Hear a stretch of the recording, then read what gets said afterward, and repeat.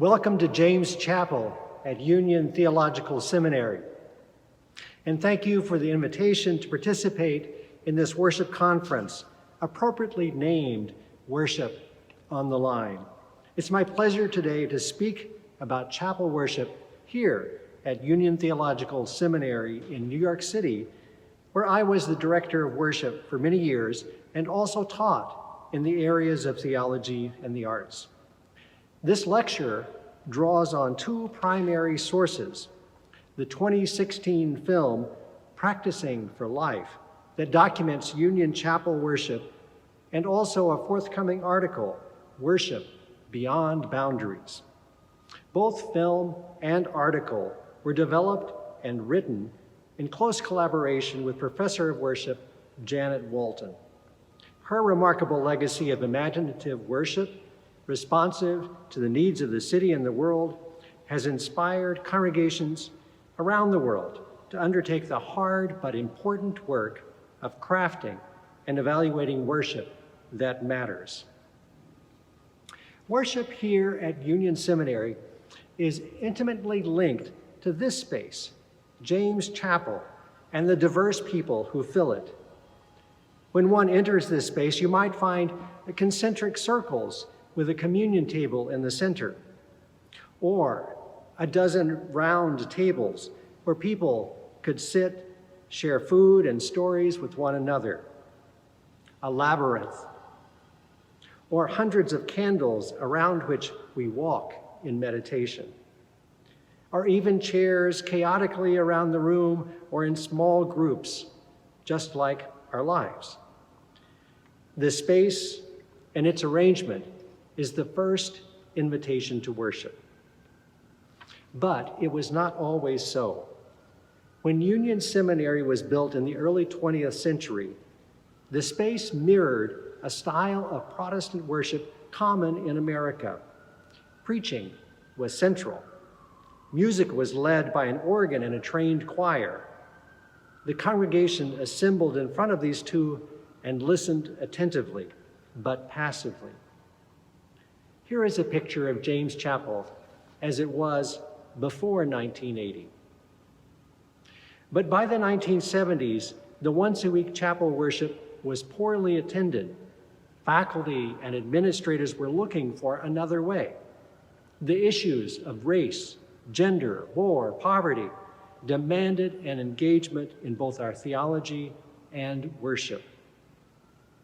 At that time, faculty members Tom Driver and Robert Seaver were both involved in the theater in New York City. Here, the barriers between audience and performers were dissolving. Theater expected people to participate, to move, to engage. Performers were moving off the stage at that time and were moving among the people. Directors were doing this because they expected something to happen between performers and audience. They wanted the people to do something, to act in a way that would address the pressing needs of the day. Driver, Seaver, and others here imagined that our worship could do the same. In the late 1960s, I got very interested in what I love, first of all, the experimental theater movements which were going on. All of these modes of performance were moving in a participatory direction, so that instead of having a theater with an orchestra where the people sat and a proscenium behind which the actors acted and the scene was designed and so on and so forth, right? All of those theater practitioners and experimenters were working with ways of increasing the interaction between the performers and the audience, all of whom, if you stop to think about it, are in fact performers. However, the eventual impetus to change came from a very unexpected source. A cipher in the organ, a pipe that would not turn off, revealed structural problems with the organ that could no longer be adequately repaired.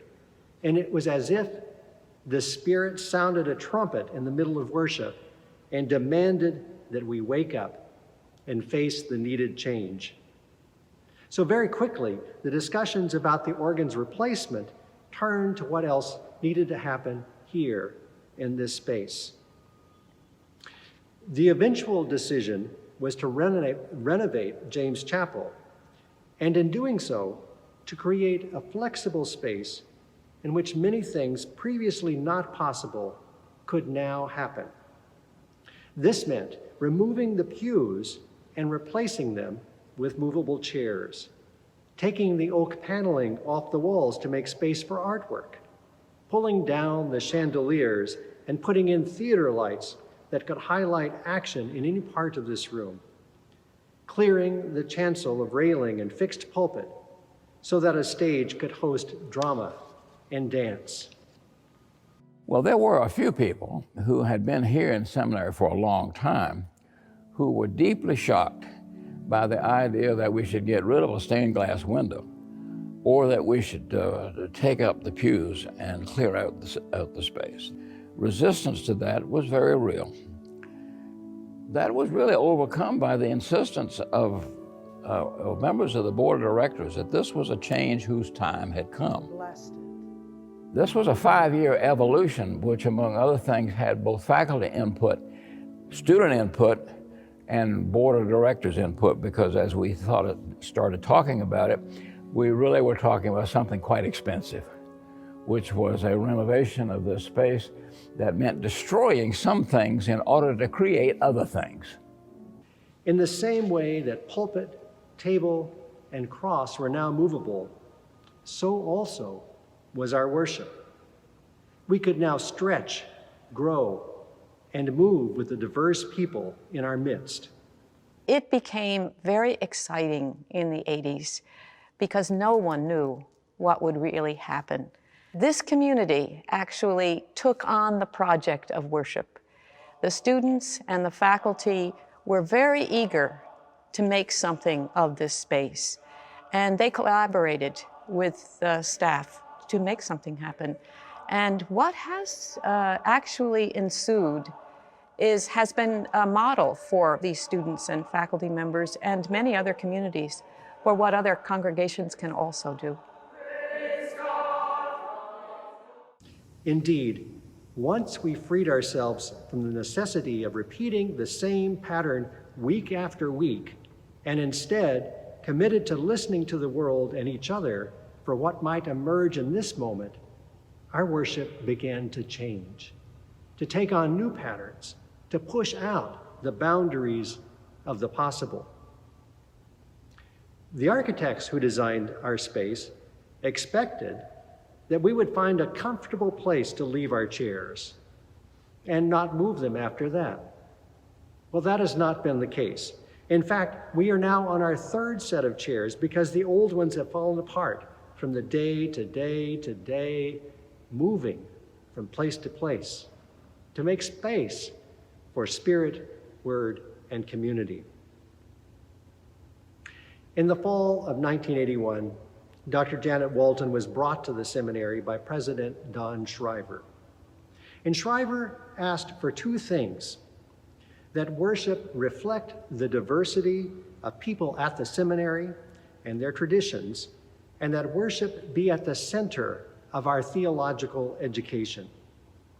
We expanded from only a single day a week to 4 days.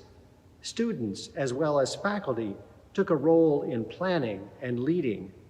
Worship emerged through engagement with the biblical text alongside the critical issues of our day.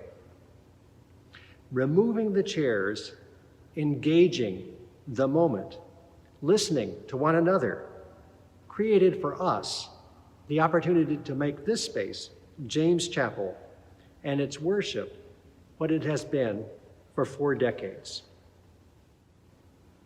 Our worship here seeks to fill several roles in our community. First and foremost is authentic daily prayer. Whatever we do, however we try to do things, we strive to provide a few moments in the middle of the day for the seminary to pause in prayer and worship. We understand that worship means many things now to the many people at Union. Some seek silence, while others exuberant singing, and still others prophetic preaching.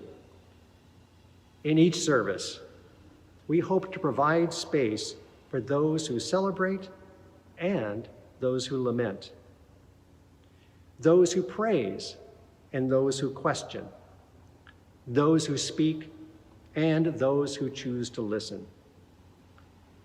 We seek to provide what our former director of worship, Susan Blaine, calls space for grace, a space where each person can find their own mode of participation.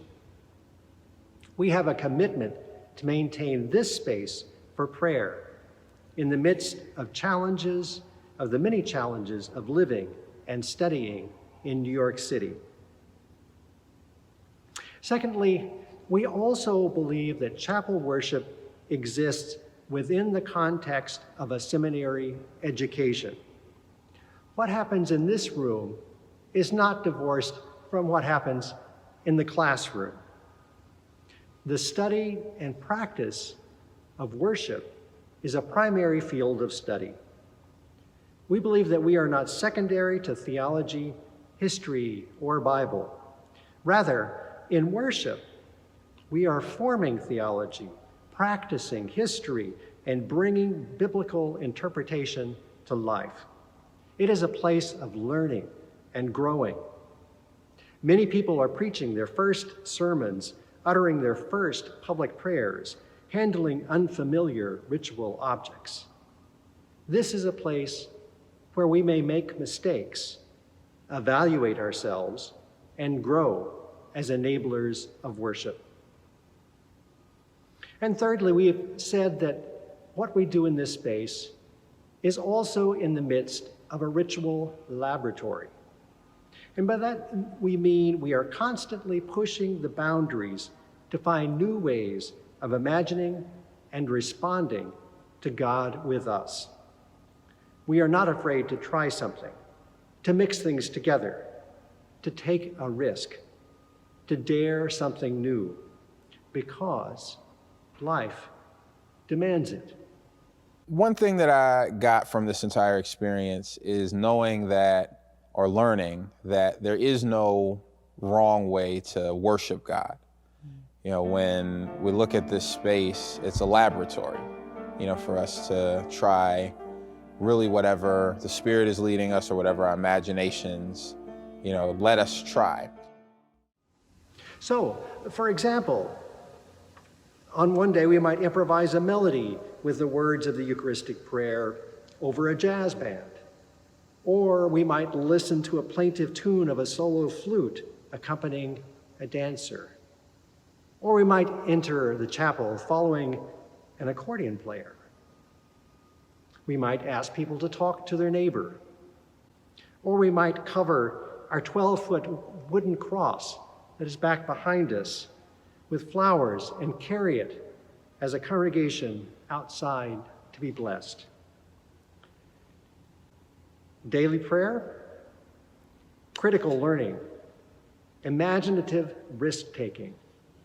Taken together, they are a practice of life, a way of following the good news in and through community, a community committed to loving God and loving neighbor.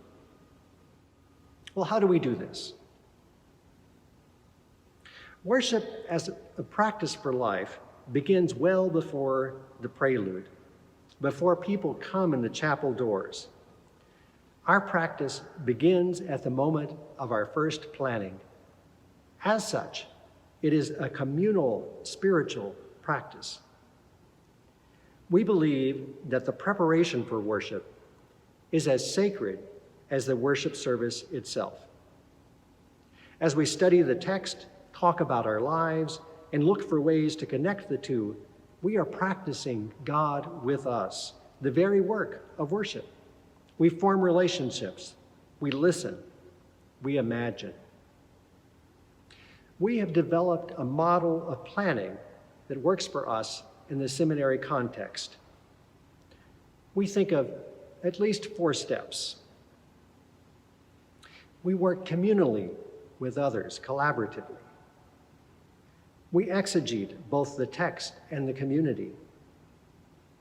We give worship time to develop. We allow imagination to flourish. The first of these, we plan communally. One of the most important factors in James Chapel worship is that it is planned and led with others, often others very different from ourselves. We come to the process knowing that each of us has something to contribute, but that we do not have everything. Worship is planned in conversation. This is probably the biggest difference from many congregations. In contrast to chapels and churches where worship is planned alone, often by a pastor in their office or study, we believe that worship thrives in the midst of many voices, each adding and refining the other ideas. Our teams may be drawn together by denominational affinity, a personal identity, classes, or just an interest in working together on a particular day. Those planning teams are typically 4 or 5 people and usually have a great deal of diversity amongst them: age, race, gender, orientation, background. Conversation across these differences is key for us to finding worship that moves us beyond the boundaries that separate us. Secondly, we exegete both the text and the community. We ask that our students engage the biblical text with the same rigor in chapel as they do in the classroom, that they move beyond a first thought or spiritual impression to serious consideration of the context, history, and meaning of the biblical passage. And we also ask that our groups exegete the moment in which we live with the same attention. Who are we? What is happening? Why does it matter? For what do we yearn? Our worship is that meeting place between biblical text and community text. Thirdly, we take time to plan. We gather our planning teams 3 or 4 weeks in advance of the service. At the first meeting, we are mostly doing brainstorming, and in it we practice what we call yes and. This is a technique derived from theater. We say yes to each person's idea and add a thought of our own, which builds on it. One person's idea will spark another. All of these go on our whiteboard or paper. As we talk, the ideas with the most energy expand and find connections with each of us. Our goal in a first conversation is not to finalize the service, but to find an intention. Our hope is to be able to say in a single sentence, or maybe even a single word, what we intend for this service. Hope. Remember. Weep. And then we leave it for a few days. We insist that it percolate, that it linger, that it rest in our minds and spirits. Then in the coming weeks, we begin to give shape to that intention or word, to enflesh it with readings, sounds, newly made ritual objects, the rhythms of stillness and action. We assign roles and compose parts. We practice them individually and share with the group. We look for gaps and smooth out transitions so that each movement makes sense with the preceding one. We rehearse so that we can be heard and seen, so that we respond naturally to one another. And when we have done all these, we pray so that we are ready to make space for the Spirit and of the community to enter and guide what we have planned in new and unexpected ways. A fourth aspect of our planning of worship is an insistence that we allow the imagination to flourish. At Union Seminary, we have the freedom to think creatively about each day. However, that does not mean we are starting with a blank slate. Each of us brings many things with us in our expectation of worship. We stand in a tradition that values prayer, congregational song, biblical preaching, and Holy Communion. We also stand with many individual traditions that pray silently, poetically, or ecstatically, that sing in unison or four parts, with staid rhythms or gospel swing, that expect order and repetition, and that value improvisation, that want to listen and that want to act. It is both a challenge and a gift to have so many experiences and expectations in one room. We have so much on which to draw, and we must constantly ask ourselves if what we do speaks to anyone other than ourselves. How can we reach beyond our comfort to another? In any given day, we can't do everything that we know or is in our bones. Instead, we look at what we bring, patterns, words, expectations, and imagine how they might expand to meet us and challenge this time in which we live. In doing this work, one of our greatest resources is the musicians who work with us. Give me a word, one word, and then I can go with that. I can find all kinds of music, and they can choose from this music. I'm happy to play them anything. Then you can say, well, what is the feeling you want in this service? Or what is the feeling you want at this point in the service?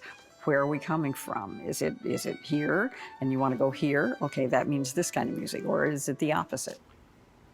Musicians are so critical to our work because sound gets under our skin.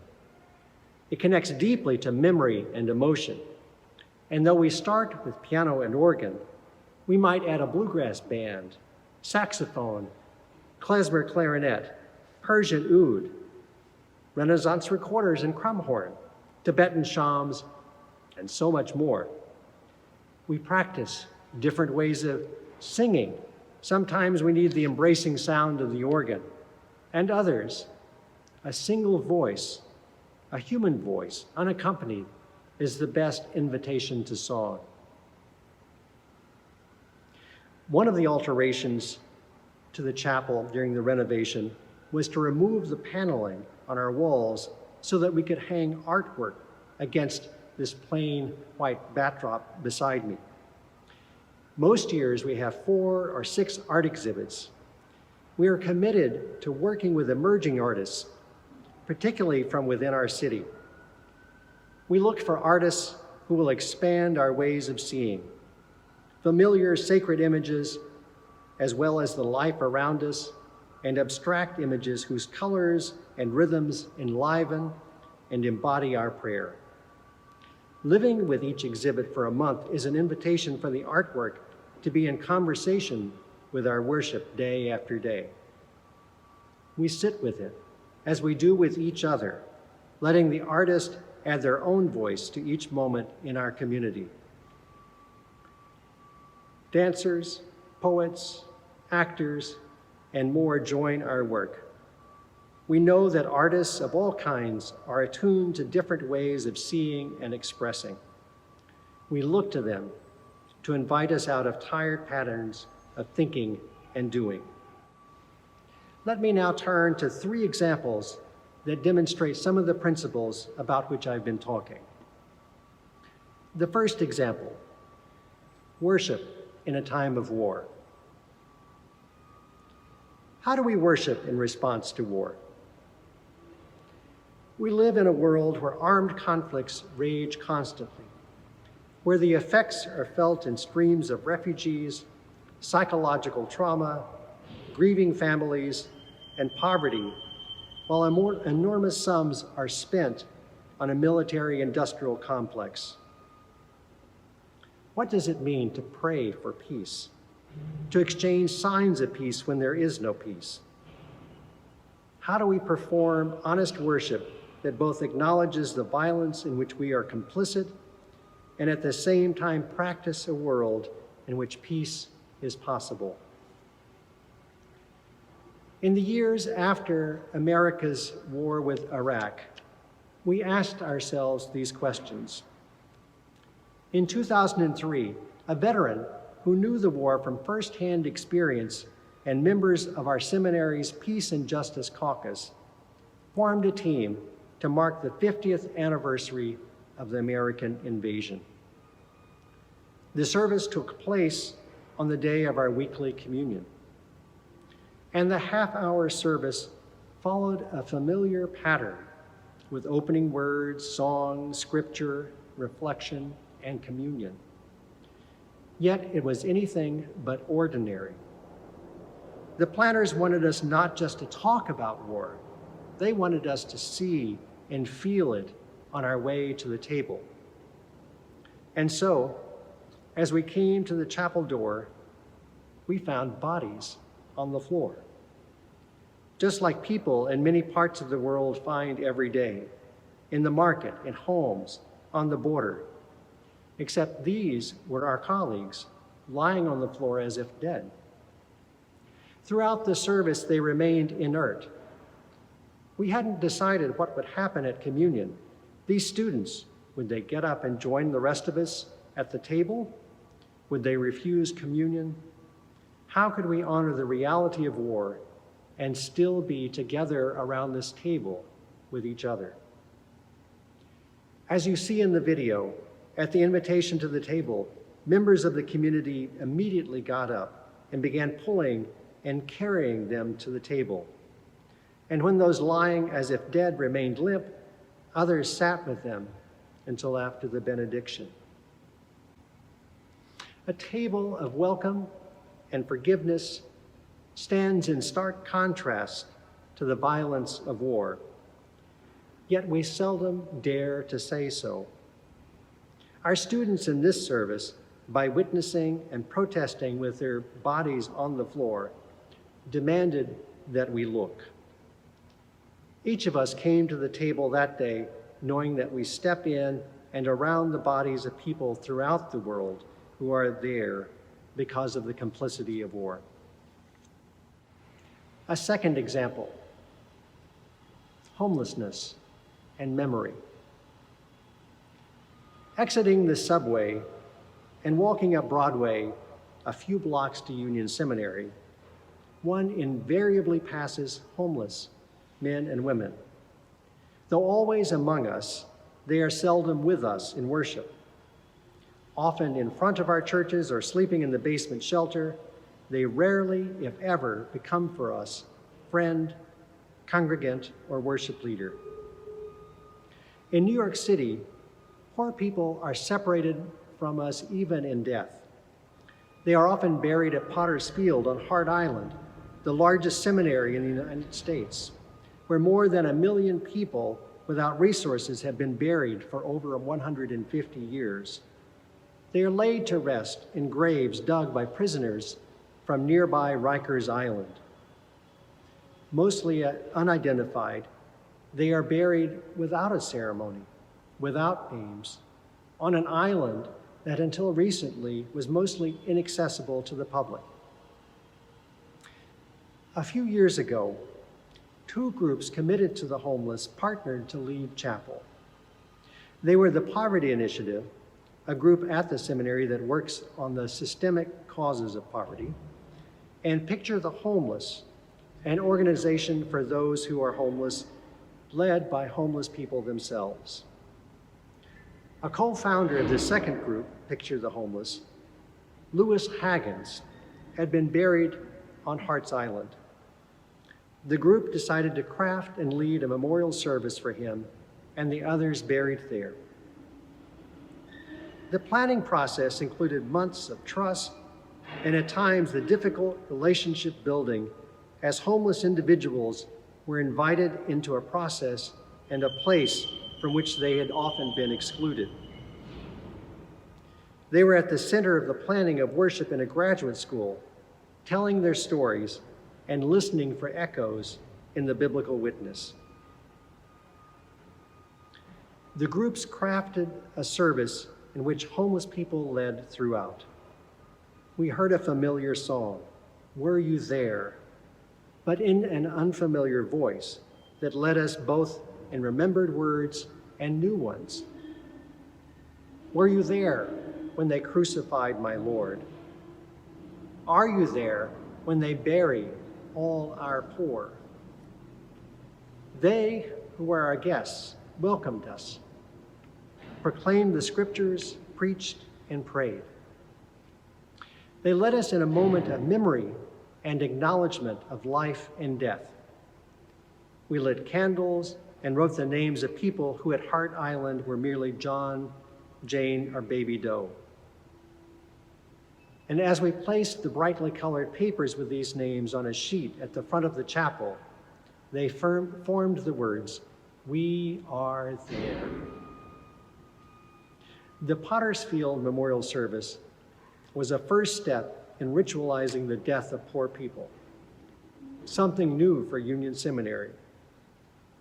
We still have homeless who sleep next to our doors and throughout our neighborhood. Yet in the moment of this service, these neighbors of ours moved from outside to inside, and in doing so, gifted us with story, memory, grief, and celebration of life. They taught us what it is to be forgotten in life and death, and they allowed us to say, "You are there." A third example, naming that which is unnamed.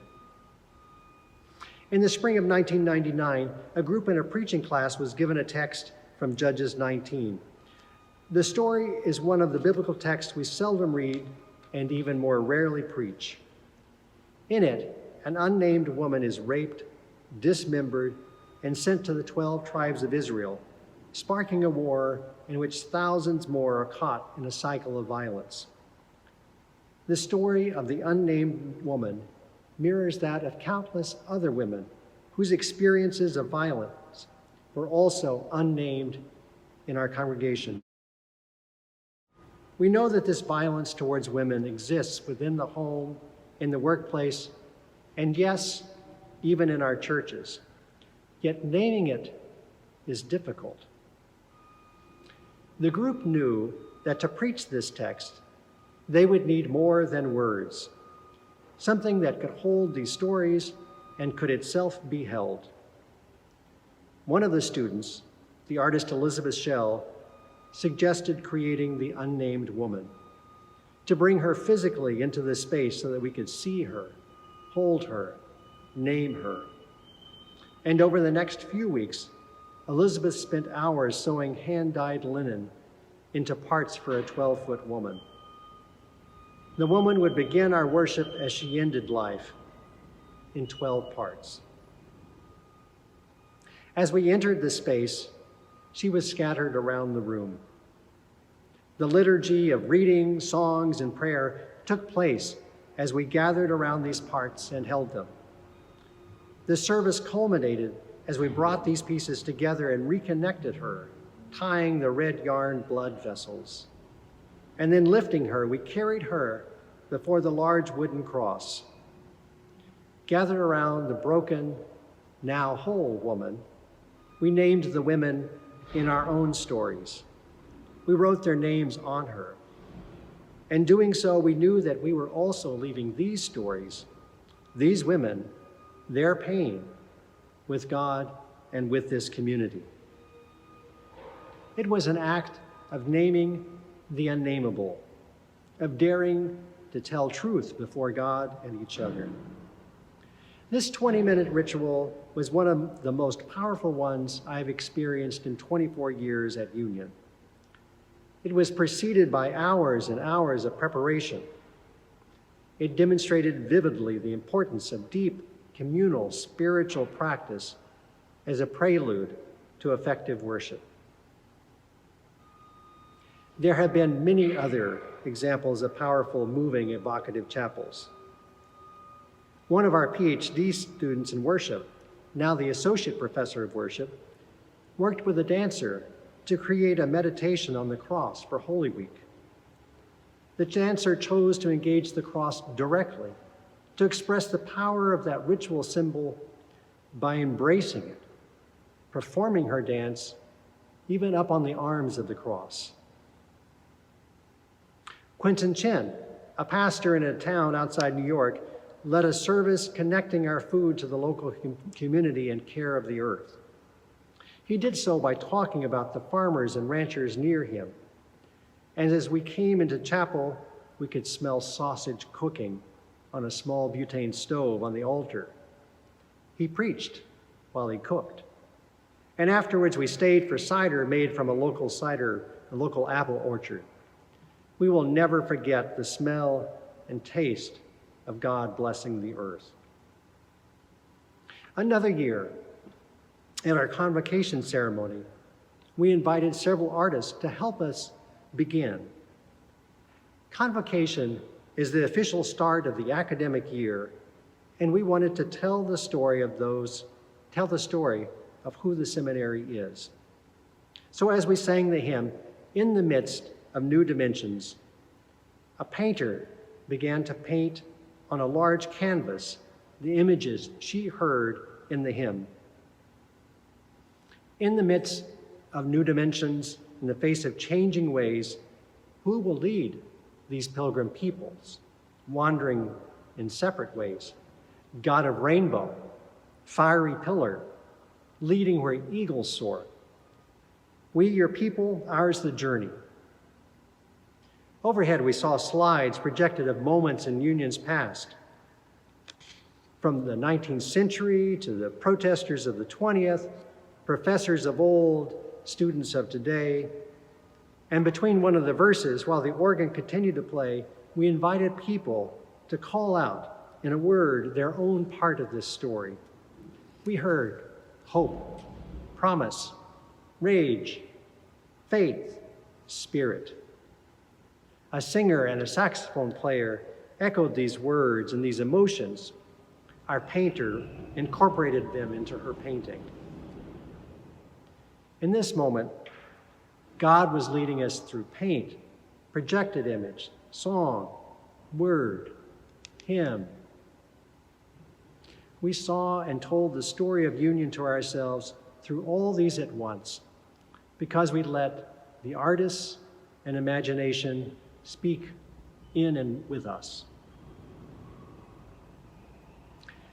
Practicing for life. Our examples suggest that we may create within worship, if even for a moment, what many have described as the subjunctive and as if world, where we may practice living, listening, and connecting with others as God intended, in a world as it might be, as it should be. Here in worship, we can know, inhabit, and practice this as if world as the first step in making it so. The examples I have described show that it is possible for a community to create worship where seminarians are as vulnerable as those on the front lines of war, where the homeless lead the housed and silent voices speak. We intend to craft a world here where all are welcome, where unheard voices are heard, and where the unnamed experiences are named. And if we do it right, this subjunctive, as if world of meeting God and others, of listening, caring, naming, and welcoming, gets into our bones. As we do it over and over, as it is ritually practiced, we then carry it to every area of life. To the office, stores, homes, to the street, the hospital bed. In all places, our practices then become real. The practice for life is a godly life of looking and seeing the divine in and around every encounter. At Union Seminary, we are preparing students to serve in congregations both as they are and as they might be. We know that many people no longer come to church, younger generations in particular. For many, what we do in our congregations does not connect and does not matter. It does not hear or speak of the things which matter to us the most, to the lives that we lead and the world in which we live. Yet the worship we have received still has much to value. The biblical stories, prayers, and songs of faith have carried many of us through the hard challenges of life. Yet our tradition too often becomes nostalgia, a comfortable place of the familiar, while our lives are often lives of disruption, where the predictable rhythms, words, and actions don't make space for life as it is. The services I have described begin with what people know from generations of worship and ask, what may it become? Not everything must change in every service. We respect what has come before, but even the slightest change can make a new connection, such as a homeless person preaching, an object that speaks the unspoken pain of domestic abuse, an immobile body that mirrors those on the front lines around the world. For us at Union Seminary, a first step was in bolting the pews from this chapel floor. Removing that barrier allowed us to remove successive barriers and begin to explore what might happen next. Many entrenched, seemingly immovable traditions and practices remain, but we began with a wrench. And into that space, we invited artists, those unlike ourselves, those of other traditions and faiths. And in 4 decades of practicing for life, we have learned that it is never done. Faithful worship requires an expectation that the Spirit will continue to move, that imagination will open doors of revelation, that humility will open us to the possible, that vulnerability will evoke our deepest selves, and that persistence will take our many mistakes along the way as a witness that we are struggling to find a way. The examples here demonstrate patterns that we feel are essential to making all worship. Most importantly, each begins by listening to others, knowing that coming to worship is not only meeting God as individuals, but meeting God collectively. We do not plan alone, just as we do not worship alone.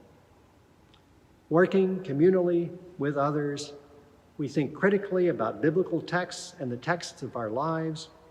We know that God's truth lives and breathes between these two. We wait, letting ideas ferment and grow over days and weeks, pushing one idea against the next until they are refined. We look for the patience of an artist's eye, knowing that the right word, image, object, movement, all matter. And we allow imagination to flourish. It will not do to merely repeat what has been done before, as if it will continue to speak in every age. We take what we have received and let it dance with the now. We push out the edges of our prayers and practices to make space for others. We leave openings for improvisation and action and silence. Practicing for life is connecting with others, waiting on the Spirit, expanding imagination. It is worshiping as if life itself depends upon it.